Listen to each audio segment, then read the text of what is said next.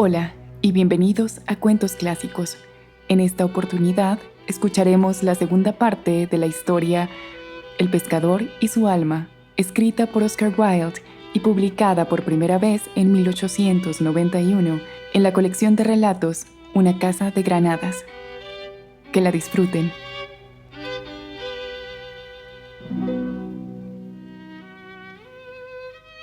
Y cuando el segundo año hubo transcurrido, el alma descendió hasta la ribera del mar y llamó al joven pescador, que salió de las profundidades y dijo: «¿Por qué me llamas?».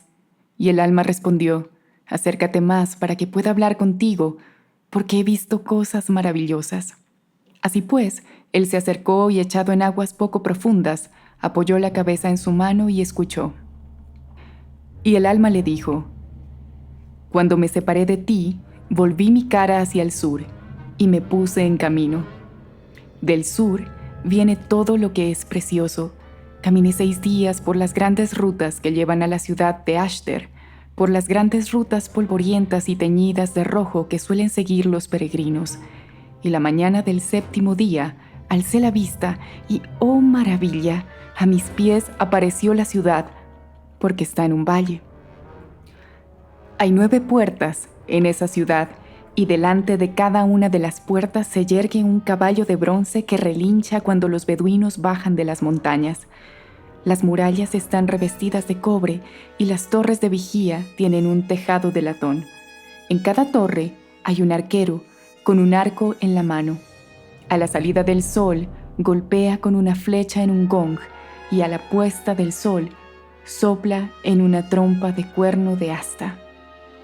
Cuando traté de entrar en ella, los guardias me detuvieron y me preguntaron quién era. Respondí que era un derviche de camino hacia la ciudad de la Meca, donde hay un velo verde sobre el que el Corán ha sido bordado en letras de plata por la mano de los ángeles. Se llenaron de asombro y me suplicaron que entrase. En el interior todo es semejante a un bazar. Desde luego habrías debido estar conmigo. A través de las estrechas calles, los alegres farolillos de papel flotan como grandes mariposas. Cuando el viento sopla sobre los tejados, se levantan y vuelven a caer como burbujas de colores. Delante de sus puestos están sentados los mercaderes en alfombras de seda. Tienen unas barbas negras y muy rectas, y sus turbantes están cubiertos de sequíes de oro, y entre sus dedos frescos hacen deslizarse largos rosarios de ámbar y huesos de melocotón cincelados. Unos venden gálbano y nardo, y extraños perfumes de las islas del mar de la India, y espeso aceite de rosas rojas, mirra y pequeñas flores de clavo. Cuando uno se detiene para hablarles, echan pizcas de incienso sobre un brasero de carbón de madera y perfuman el aire. Vi a un sirio que tenía en sus manos una vara delgada como un junco.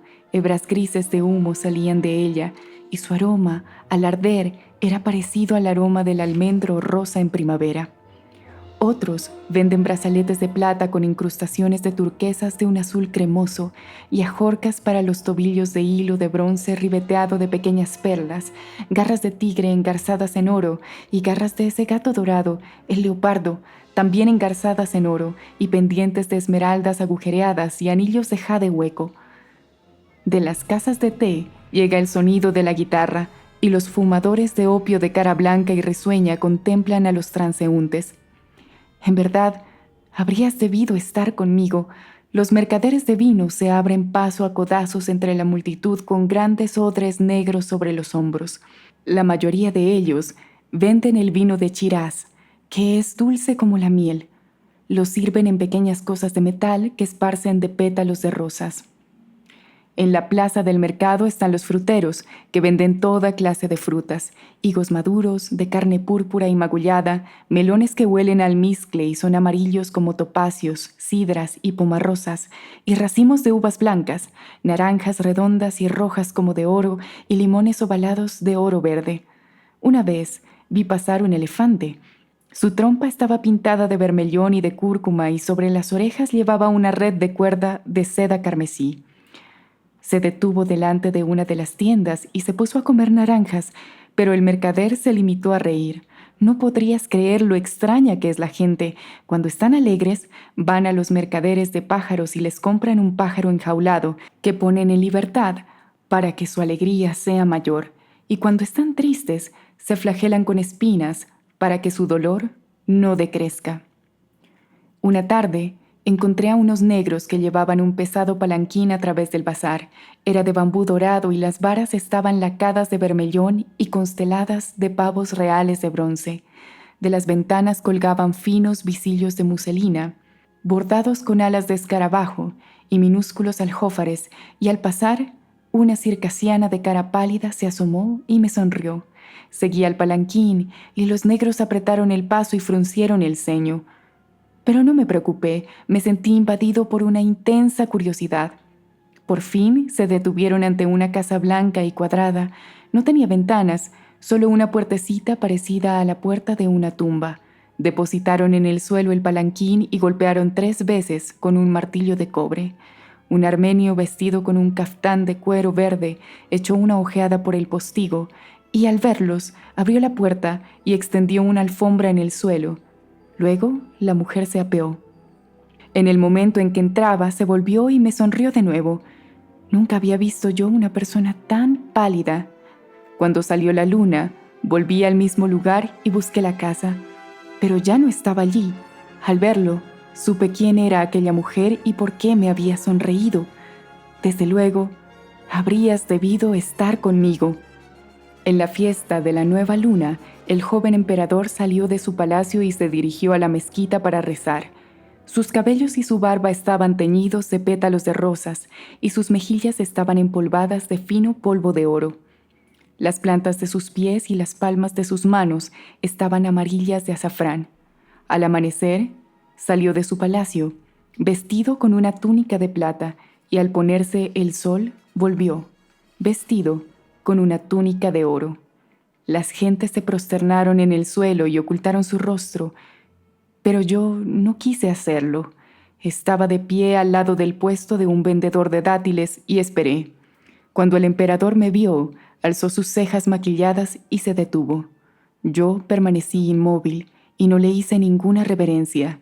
El pueblo se maravilló de mi temeridad y me aconsejó huir de la ciudad. No lo escuché, sino que fui a sentarme con los vendedores de dioses extranjeros que, debido a su profesión, son detestados. Cuando les conté lo que había hecho, cada uno de ellos me dio un dios y me suplicaron que los dejase.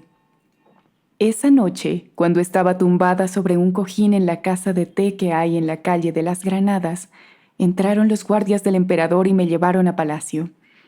A medida que avanzaba, iban cerrando cada puerta que pasaban y la condenaban con una cadena. En el interior había un gran patio, con una arquería que daba toda la vuelta. Las paredes eran de alabastro blanco, con azulejos azules y verdes incrustados aquí y allá, y el suelo estaba pavimentado con una especie de mármol del color de las flores del melocotón. Nunca había visto nada semejante en mi vida. Mientras cruzaba el patio, 2 mujeres de rostro velado me miraron desde lo alto de un balcón y me lanzaron maldiciones. Los guardias apretaron el paso y el extremo de sus lanzas resonó sobre el pulido pavimento. Abrieron una puerta de marfil labrado y me encontré en un jardín regado de 7 terrazas. Estaba plantado de tulipanes, de dondiegos y de aloes de reflejos argentados. Como una frágil caña de cristal, un surtidor de agua estaba suspendido en el aire oscuro. Los cipreses parecían antorchas consumidas. De uno de ellos brotaba un canto de ruiseñor. En el extremo del jardín se alzaba un pequeño pabellón. Cuando nos acercábamos, de él salieron 2 eunucos que vinieron a nuestro encuentro. Sus cuerpos obesos se balanceaban al andar y desde sus ojos de párpados amarillos me lanzaron unas miradas cargadas de curiosidad. Uno de ellos se llevó aparte al capitán de la guardia y le habló en voz baja. El otro siguió masticando pastillas olorosas que sacaba con gesto lleno de afectación de una caja ovalada de esmalte lila. Al cabo de unos instantes, el capitán de la guardia despidió a los soldados. Volvieron a palacio, seguidos lentamente por los eunucos que, al pasar, arrancaban moras dulces de los árboles. En un momento, el de más edad de los dos se volvió y me lanzó una sonrisa malévola. Luego, el capitán de la guardia me hizo señas para que me dirigiera hacia la entrada del pabellón. Avancé sin temblar y apartando la pesada cortina, entré en él. El joven emperador estaba echado sobre un diván de pieles de león teñidas y tenía un halcón posado en su puño. Detrás de él permanecía de pie un nubio con turbante de latón, desnudo hasta la cintura, con pesados pendientes en sus orejas hendidas. Encima de la mesa, a su lado, había una potente cimitarra de acero. Cuando el emperador me vio, frunció el ceño y me dijo: «¿Cómo te llamas? ¿No sabes que soy el emperador de esta ciudad?». Pero yo no respondí. Dirigió su dedo hacia la cimitarra. El nubio la cogió y, lanzándose hacia adelante, me golpeó con gran violencia. La hoja me atravesó y no me hizo ningún daño. El hombre cayó boca abajo en el suelo y cuando se levantó, sus dientes castañeteaban de terror y se escondió tras el diván. El emperador se puso en pie de un salto y, cogiendo una lanza de un armero, la lanzó contra mí. La atrapé al vuelo y rompí su astil en 2 pedazos. Me disparó una flecha, pero levanté las manos y se detuvo en medio de su carrera. Luego sacó un puñal de un cinturón de cuero blanco y lo lanzó contra el cuello del nubio, por miedo a que el esclavo contara su deshonor. El hombre se retorció como una serpiente pisoteada y una espuma roja escapó de sus labios.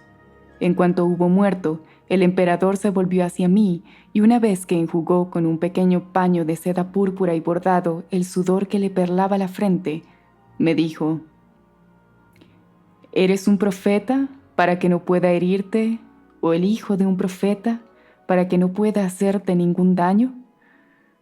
Te ordeno que abandones mi ciudad esta noche, pues mientras estés en ella, no soy su dueño». Y yo le respondí: «Me marcharé a cambio de la mitad de tu tesoro. Dame la mitad de tu tesoro y me marcharé». Me cogió de la mano y me llevó fuera al jardín. Cuando el capitán de la guardia me vio, se quedó maravillado. Cuando los eunucos me vieron, sus rodillas se echaron a temblar y, presas de miedo, cayeron al suelo. Hay en palacio una cámara que tiene 8 paredes de pórfiro rojo y un techo provisto de escamas de bronce, del que cuelgan lámparas. El emperador tocó una de las paredes y se abrió. Penetramos en un corredor iluminado por numerosas antorchas. En unos nichos, a ambos lados, había grandes jarros de vino llenos hasta los bordes de monedas de plata. Cuando llegamos al centro del corredor, el emperador pronunció la palabra que no se debe pronunciar y se abrió una puerta de granito negro, movida por un resorte secreto, y él se puso las manos delante del rostro para que sus ojos no fueran deslumbrados. No podrías imaginar cómo era aquel lugar maravilloso. Había enormes conchas de tortugas llenas de perlas y gruesas piedras de la luna cuyas concavidades estaban llenas de rubíes rojos. El oro estaba amontonado en cofres de piel de elefante y el polvo de oro en odres de cuero. Había ópalos en copas de cristal y zafiros en copas de jade. Verdes esmeraldas totalmente redondas estaban alineadas por tamaño sobre delgadas placas de marfil, y en un rincón había saquitos de seda llenos unos de turquesas y otros de berilos. Los cuernos de marfil estaban atestados de amatistas púrpura y los cuernos de bronce de calcedonias y de sardónices. Los pilares, que eran de cedro, tenían por colgaduras guirnaldas de piedras lincurias amarillas.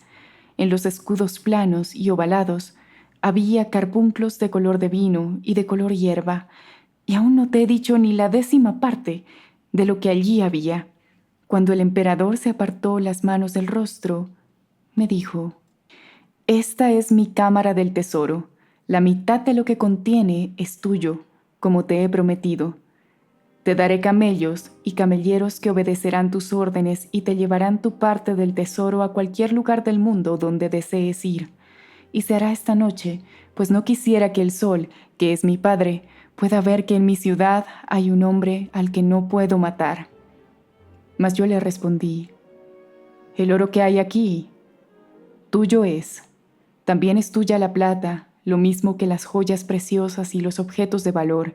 En cuanto a mí, no las necesito para nada. Solo te tomaré el pequeño anillo que llevas en ese dedo». Y el emperador frunció el ceño. «Solo es un anillo de plomo, sin ningún valor», exclamó. «Coge la mitad de mi tesoro y abandona la ciudad». «No», respondí, «no quiero coger más que ese anillo de plomo, pues sé lo que está inscrito en él y cuál es su uso». El emperador se echó a temblar y me suplicó diciendo: «Coge la totalidad de mi tesoro y aléjate de mi ciudad. La mitad que es mía también será tuya». E hice una cosa extraña, mas poco importa lo que hice, pues en una cueva que solo está a una jornada de marcha de ese lugar, escondí el anillo de las riquezas. Solo está a una jornada de marcha de ese lugar y espera tu llegada. Quien posee ese anillo es más rico que todos los reyes del mundo. Ven pues a cogerlo, y las riquezas del mundo serán tuyas». Pero el joven pescador se echó a reír. «El amor vale más que las riquezas», exclamó, «y la sirenita me ama». «No, no, no, no hay nada que valga más que las riquezas», dijo el alma. «El amor vale más», respondió el joven pescador, y se sumergió en las profundidades de las olas, y el alma se alejó llorando por las marismas. Y cuando el tercer año hubo transcurrido, el alma descendió hasta la ribera del mar y llamó al joven pescador, que salió de las profundidades, y dijo: «¿Por qué me llamas?». Y el alma respondió: «Acércate más para que pueda hablar contigo, porque he visto cosas maravillosas». Así pues, se acercó y, echado en aguas poco profundas, apoyó la cabeza en su mano y escuchó. Y el alma le dijo: «En una ciudad que conozco hay una posada a la orilla de un río. Allí me senté con marineros que bebían 2 vinos de colores diferentes y comían pan hecho de cebada y de pequeños peces salados marinados con hojas de laurel y de vinagre.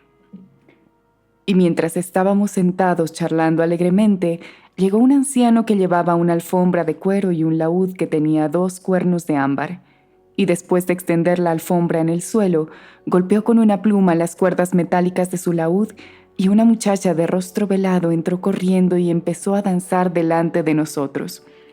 Velaba su cara con un velo de gasa, pero sus pies estaban desnudos. Sí, sus pies estaban desnudos y corrían por la alfombra como 2 pequeñas palomas blancas. Nunca he visto nada tan maravilloso, y la ciudad donde danza solo está a una jornada de marcha de este lugar». Cuando el joven pescador oyó las palabras que pronunciaba su alma, se acordó de que la pequeña sirena no tenía pies y no podía danzar. Y entonces le invadió un violento deseo y se dijo: «Solo se trata de una jornada de marcha y podré volver al lado de mi amor».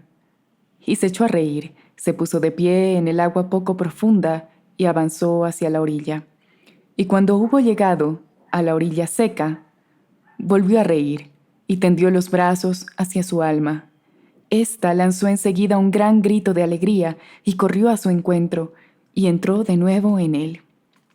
Y el joven pescador vio, tendida ante sí sobre la arena, la sombra del cuerpo, que es el cuerpo del alma. Y su alma le dijo: «No nos entretengamos y caminemos enseguida, pues los dioses del mar son celosos y tienen monstruos que obedecen su voluntad». Así pues, se dieron prisa, y toda esa noche caminaron bajo la luz de la luna, y toda la jornada del día siguiente caminaron bajo la luz del sol, y al atardecer de ese día llegaron a una ciudad. Y el joven pescador dijo a su alma: «¿Es esta la ciudad donde danza esa de la que me has hablado?». Y su alma le respondió: «No es esta la ciudad, sino otra, pero entremos». Así pues, entraron y atravesaron las calles, y al pasar por la calle de los joyeros, el joven pescador vio una bella copa de plata expuesta en una tienda. Y su alma le dijo: «Coge esta copa de plata y escóndela». Así pues, cogió la copa y la escondió entre los pliegues de su túnica, y se apresuraron a salir de la ciudad. Y cuando se hubieron alejado una legua de la ciudad, el joven pescador frunció el ceño y tiró la copa, y dijo a su alma: «¿Por qué me has dicho que coja esa copa y la esconda? Era una mala acción». Mas su alma le respondió: «No te preocupes, no te preocupes». Y la noche del segundo día llegaron a una ciudad, y el joven pescador dijo a su alma: «¿Es esta la ciudad donde danza esa de la que me has hablado?». Y su alma le respondió: «No es esta la ciudad, sino otra. Pero entremos». Así pues, entraron y atravesaron las calles, y al pasar por la calle de los vendedores de sandalias, el joven pescador vio un niño de pie al lado de un cántaro de agua. Su alma le dijo: «Pega a ese niño». Entonces él pegó al niño hasta que éste se echó a llorar, y una vez hecho, se apresuraron a salir de la ciudad. Y cuando se hubieron alejado una legua de la ciudad, el joven pescador se enfureció de rabia, y dijo a su alma: «¿Por qué me has dicho que pegue a ese niño? Era una mala acción». Mas su alma le respondió: «No te preocupes, no te preocupes». Y la noche del tercer día llegaron a una ciudad, y el joven pescador dijo a su alma: «¿Es esta la ciudad donde danza esa de la que me has hablado?». Y su alma le respondió: «Puede que esta sea la ciudad. Entremos». Así pues, entraron y atravesaron las calles, pero el joven pescador no pudo encontrar el río ni la posada que estaba junto al agua. Las gentes de la ciudad le miraron llenas de curiosidad, y sintió miedo. «Vámonos», dijo a su alma, «porque la danzarina de los pies blancos no está aquí». Mas su alma respondió: «No, no, quedémonos, pues la noche está oscura y habrá ladrones en el camino». Así pues, se sentó en la plaza del mercado y descansó. Al cabo de un rato pasó un mercader con la cabeza cubierta por una capucha y vestido con un manto de paño de tartaria, y llevaba una linterna de cuerno perforado en la punta de una caña nudosa. El mercader le dijo: «¿Por qué estás sentado en la plaza del mercado cuando los puestos están cerrados y los bultos encordados?». El joven pescador le respondió: «No encuentro posada en esta ciudad y no tengo ningún pariente que pueda darme albergue». «¿No somos todos parientes?», dijo el mercader, «¿y no es un solo Dios el que nos hizo? Vente conmigo, tengo una habitación para invitados». Entonces el joven pescador se levantó y siguió al mercader a su casa. Después de cruzar un jardín de granados y entrar en la casa, el mercader le llevó agua y rosas en una jofaina de cobre para que se lavase las manos, y melones maduros para que aplacase su sed, y le presentó un cuenco de arroz y un trozo de cabrito asado. Y cuando hubo terminado, el mercader le condujo a la habitación de huéspedes y le invitó a dormir en paz. Y el joven pescador le dio las gracias, besó el anillo que llevaba en la mano y se tumbó en las alfombras de pelo de cabra teñido. Y nada más cubrirse con una manta de lana negra de cordero, se quedó dormido. Y 3 horas antes del alba, cuando todavía era de noche, su alma le despertó y le dijo: «Levántate y vete a la habitación del mercader, a la habitación misma donde duerme. Mátale y quítale su oro, porque lo necesitamos». Y el joven pescador se levantó y se deslizó en la habitación del mercader, y sobre los pies del mercader había un sable curvo, y en la bandeja que había a su lado 9 bolsas de oro. Y extendió la mano y tocó el sable, y cuando lo tocó, el mercader se sobresaltó y se despertó, y levantándose de un salto, se apoderó del sable y gritó al joven pescador: «¿Devuelves mal por bien y pagas con sangre la bondad que he mostrado contigo?». Y su alma dijo al joven pescador: «Golpéale». Y golpeó tan fuerte que el mercader perdió el conocimiento. Cogió entonces las 9 bolsas de oro y huyó rápidamente a través del jardín de granados, y volvió su rostro hacia la estrella que es el lucero del alba. Y cuando se hubieron alejado una legua de la ciudad, el joven pescador se golpeó el pecho y dijo a su alma: ¿Por qué me has mandado matar al mercader y coger su oro?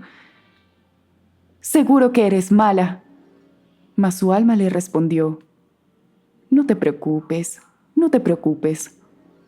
No, exclamó el joven pescador, no puedo dejar de preocuparme, porque todo lo que me has obligado a hacer, lo aborrezco. También a ti, también te aborrezco, y te ordeno que me digas por qué has obrado así conmigo. Y su alma le respondió: Cuando me enviaste a recorrer el mundo, no me diste un corazón. Por eso he aprendido a hacer todas estas cosas, y las amo. ¿Qué dices?, murmuró el joven pescador. Ya lo sabes, respondió su alma. Lo sabes de sobra. ¿Has olvidado que no me diste un corazón? Apuesto a que no. Así que no te preocupes, no quisiste darme un corazón. No te preocupes, ni por ti ni por mí has de preocuparte, pues no hay dolor que no hayas de dar, ni placer que no hayas de recibir. Y cuando el joven pescador oyó estas palabras, se echó a temblar y dijo a su alma: No, no, eres mala. Tú me has hecho olvidar mi amor, me has tentado y has llevado mis pasos por las sendas del pecado. Y su alma le respondió: ¿No has olvidado que cuando me enviaste a recorrer el mundo no quisiste darme un corazón? Ven, vamos a otra ciudad y divirtámonos, pues tenemos 9 bolsas de oro. Mas el joven pescador cogió las 9 bolsas de oro y las tiró al suelo y las pisoteó. No, exclamó, no quiero tener ningún trato contigo, y ya no quiero ir contigo a ninguna parte, sino que, de la misma manera que te arrojé antes, te arrojaré ahora, porque no me haces ningún bien. Y volvió la espalda a la luna, y con el cuchillito de mango de piel de víbora negra, trató de separar de sus pies esa sombra del cuerpo, que es el cuerpo del alma. Sin embargo, su alma no le abandonó, ni prestó atención alguna a su orden, sino que le dijo: El conjuro que la bruja te dijo ya no te sirve de nada, porque no puedo abandonarte, de la misma forma que tú no puedes echarme. Un hombre puede deshacerse de su alma una vez en su vida, pero cuando vuelve a recibirla, debe conservarla consigo para siempre. Y este es su castigo y su recompensa. Y el joven pescador palideció y apretó los puños y exclamó: Era una bruja falsa, por no haberme dicho eso. No, respondió su alma, sino que era fiel a aquel al que adora y del que será esclava para siempre. Y cuando el pescador supo que ya no podía deshacerse de su alma y que era un alma mala y que viviría siempre con él, se derrumbó en el suelo, llorando amargamente. Y cuando se hizo de día, el joven pescador se levantó y dijo a su alma: Me ataré las manos para no cumplir tus mandatos, y cerraré los labios para no poder decir tus palabras, y volveré a los lugares donde la que amo vive. Sí, quiero volver al mar, y a la pequeña bahía donde ella suele cantar, y la llamaré, y le diré el mal que he hecho, y el mal que tú has hecho en mí. Y su alma le tentó y dijo: ¿Quién es tu amada? Para que vuelvas a su lado. En el mundo las hay mucho más bellas. Están las bailarines de Samaris, que imitan la danza de toda clase de pájaros y de animales. Sus pies están pintados de aleña, y en las manos tienen pequeños cascabeles de cobre. Ríen mientras danzan, y su risa tiene la limpidez de la risa del agua. Ven conmigo, y te las mostraré. ¿Por qué has de preocuparte por las cosas que son pecado? Lo que es agradable de comer, ¿no se ha hecho para el que come? ¿Hay veneno en lo que es dulce de comer? No te preocupes, y ven conmigo a otra ciudad. Muy cerca hay una pequeña ciudad que tiene un jardín de tuliperos. En ese delicioso jardín viven pavos reales blancos y pavos reales de pecho azul. Cuando hacen la rueda, sus colas son semejantes a discos de marfil y a discos de oro, y la que les da de comer Danza para complacerlos, y a veces danza sobre las manos y en otros momentos danza con los pies. Lleva los ojos maquillados de antimonio y las aletas de su nariz tienen la forma de las alas de una golondrina. De un pequeño gancho, en una de las aletas de su nariz, prende una flor tallada en una perla. Ríe mientras danza y las ajorcas de plata que lleva en los tobillos tintinean como cascabeles de plata. Así que no te preocupes y ven conmigo a esa ciudad. Mas el joven pescador no respondió nada a su alma, sino que cerró sus labios con el sello del silencio y se ató las manos con una cuerda apretada y se volvió al lugar de donde había venido, a aquella misma pequeña bahía donde su amada solía cantar. Y su alma le tentó durante todo el camino, mas él no le dio ninguna respuesta, ni consintió en ninguna de las malas acciones que trató de hacerle cometer, pues tan grande era el poder del amor que llevaba dentro de sí. Y cuando hubo llegado a la ribera del mar, desató la cuerda que le ataba las manos y quitó el sello del silencio de sus labios y llamó a la pequeña sirena. Pero ella no acudió a su llamada, aunque la llamaba durante todo el día y la suplicaba. Y su alma se burló de él y dijo: «Desde luego, qué pocas alegrías te procura tu amor. Te pareces a uno que en tiempo de escasez vierte agua en una vasija rota. Das lo que posees y no te dan nada a cambio. Más te valdría venir conmigo porque sé dónde se encuentra el valle del placer y conozco las cosas que hay allí». Mas el joven pescador no respondió nada a su alma, y en una hendidura de roca se construyó una casa de juncos trenzados, y allí vivió por un espacio de 1 año. Y todas las mañanas llamó a la sirena, y cada día, a mediodía, volvía a llamarla, y por la noche pronunciaba su nombre. Mas ella nunca salió del mar para ir a su encuentro, y él no logró encontrarla en ningún lugar del mar, aunque la buscó en las grutas y en el agua verde, en los charcos que dejaba la marea y en los pozos que hay en el abismo de las profundidades. Y su alma le tentó continuamente con el mal y le susurraba cosas terribles, pero no logró prevalecer contra él, tan grande era la fuerza de su amor. Y cuando hubo transcurrido el año, el alma hundida en su cuerpo pensó: «He tentado a mi dueño con el mal y su amor es más poderoso que yo. Ahora voy a tentarle con el bien y tal vez quiera venir conmigo». Así pues, habló al joven pescador y dijo: «Te he hablado de la alegría del mundo y has hecho oídos sordos a lo que te decía. Permíteme ahora que te hable del dolor del mundo y tal vez me escuches, pues en verdad el sufrimiento es el dueño de este mundo y nadie escapa de sus redes. Hay quienes carecen de ropas y otros que carecen de pan. Hay viudas que se sientan sobre púrpuras y viudas que se sientan sobre harapos. Los leprosos vagan aquí y allá por las tierras pantanosas y son crueles los unos con los otros. Los mendigos van y vienen por los caminos y sus bolsas están vacías. Por las calles de las ciudades camina la hambruna y la peste se sienta a sus puertas. Ven, vayamos a remediar todas esas cosas y hacer que desaparezcan. ¿Por qué perder aquí el tiempo llamando a tu amada si ves que no acude a tu llamada?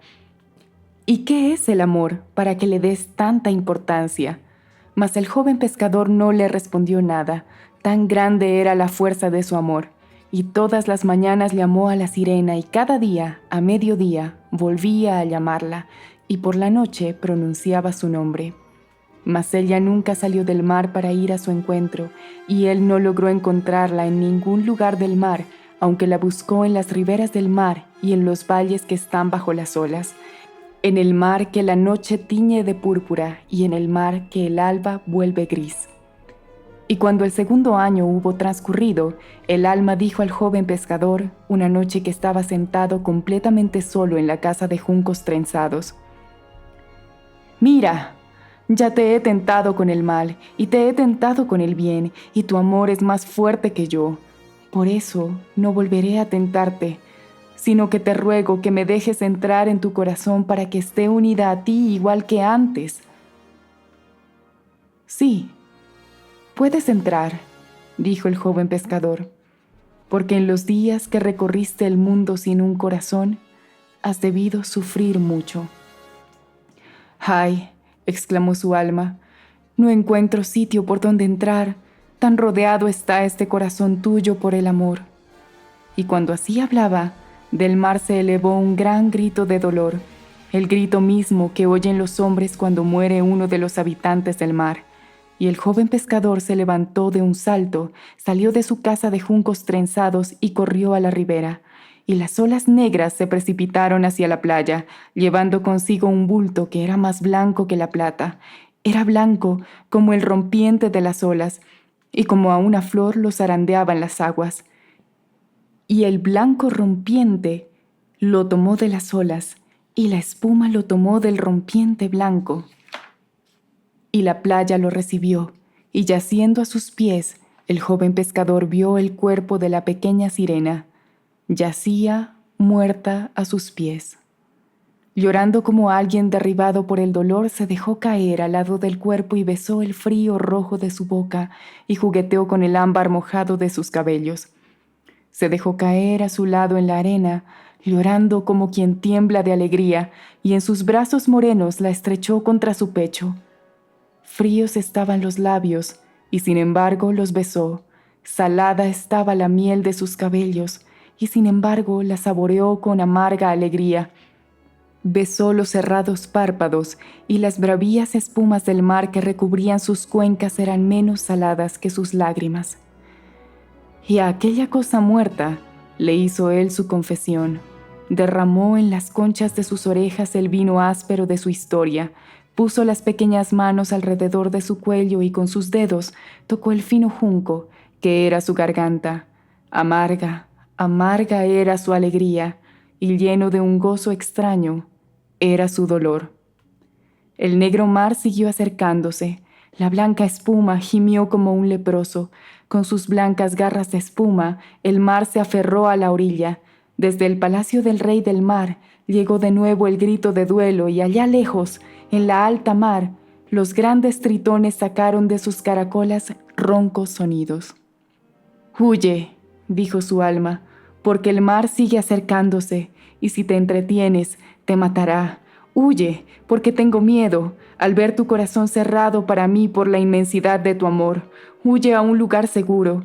¿Querrías acaso enviarme sin un corazón a otro mundo?». Mas el joven pescador no escuchó a su alma, sino que llamó a la pequeña sirena y dijo: «El amor vale más que la sabiduría, y es más precioso que las riquezas, y más hermoso que los pies de las hijas de los hombres. Las llamas no pueden destruirlo, ni las olas pueden apagarlo. Te llamé al alba, y no viniste a mi llamada. La luna oyó tu nombre, mas no me prestaste ninguna atención, pues te había abandonado con maldad, y para mi propia desgracia me alejé. Sin embargo, tu amor siempre ha estado presente en mí, y siempre ha sido poderoso, y nada ha prevalecido contra él, aunque contemplé el mal y contemplé el bien. Y ahora que estás muerta, también yo moriré contigo». Y su alma le suplicó que se fuera, mas él no quiso, tan grande era su amor. Y el mar se acercó y trató de cubrirlo con sus olas, y cuando supo que el fin estaba cerca, besó con sus labios enloquecidos los labios fríos de la sirena, y el corazón que había en él se rompió.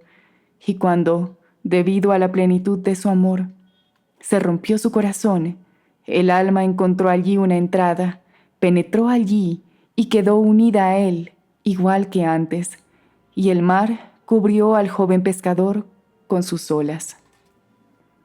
Y por la mañana salió el sacerdote para bendecir el mar, porque había estado agitado, y con él vinieron los monjes y los músicos y los portadores de cirios y los portadores de incensarios y una numerosa multitud. Y cuando el sacerdote llegó para bendecir el mar, vio al joven pescador que yacía ahogado en la rompiente de las olas, y estrechado en sus brazos tenía el cuerpo de la pequeña sirena, y retrocedió frunciendo el ceño, y tras hacer la señal de la cruz, exclamó muy alto, diciendo: «No bendeciré el mar, ni nada de lo que hay en él. Malditos sean los habitantes del mar, y malditos todos los que tienen trato con ellos. Y en cuanto a aquel que, por amor, abandonó a Dios y yace aquí con su amante, a la que el juicio de Dios dio muerte, levantad su cuerpo y el cuerpo de su amante y enterradlos en un rincón del campo del batanero. Y no pongáis marca alguna sobre ellos, ni señal de ninguna clase, a fin de que nadie sepa el lugar donde reposan, pues malditos fueron en su vida, y malditos serán también en su muerte. Y el pueblo hizo lo que se le había ordenado, y en el rincón del campo del batanero, allí donde no crecen hierbas tiernas, cavaron una profunda fosa, y en ella dejaron las cosas que estaban muertas. Y cuando el tercer año hubo transcurrido, y un día que era santo, el sacerdote subió a la capilla, a fin de mostrar al pueblo las llagas del Señor y hablarle de la cólera de Dios. Y cuando se hubo revestido con sus ropas, hubo entrado y se hubo inclinado ante el altar, vio que el altar estaba cubierto de extrañas flores que nunca se habían visto en ninguna parte.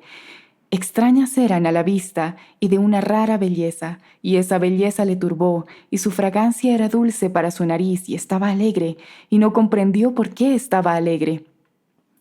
Y después que hubo abierto el tabernáculo e incensado la custodia que guardaba, después de haber mostrado al pueblo la hermosa hostia y haberla ocultado luego tras el velo de los velos, empezó a hablar al pueblo porque deseaba hablarle de la cólera de Dios. Mas la belleza de las flores blancas le turbaba y su fragancia era dulce para su olfato. Otras palabras le subieron a los labios y no les habló de la cólera de Dios, sino del Dios cuyo nombre es amor. ¿Y por qué hablaba así? No lo sabía.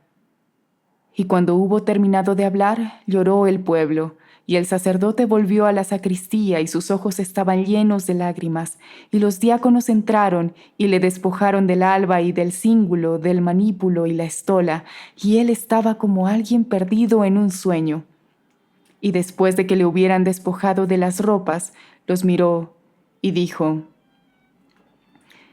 ¿Qué flores son esas que están sobre el altar, y de dónde vienen? Y ellos le respondieron: ¿Qué flores son? No podríamos decirlo, pero vienen del rincón del campo del batanero. Y el sacerdote empezó a temblar y volvió a su casa y rezó. Y por la mañana, cuando todavía era el alba, salió con los monjes y los músicos y con los que portaban los cirios y agitaban los incensarios y una numerosa muchedumbre, y llegó hasta la orilla del mar, y bendijo el mar y todas las cosas salvajes que hay en él.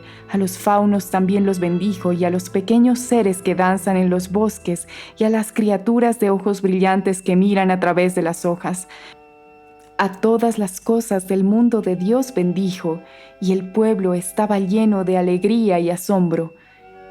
Pero en el rincón del campo del batanero nunca más volvieron a brotar flores de ninguna clase, sino que el campo permaneció estéril como antes, y los habitantes del mar no regresaron más a la bahía como solían hacer, porque se marcharon a otra parte del mar. El fin.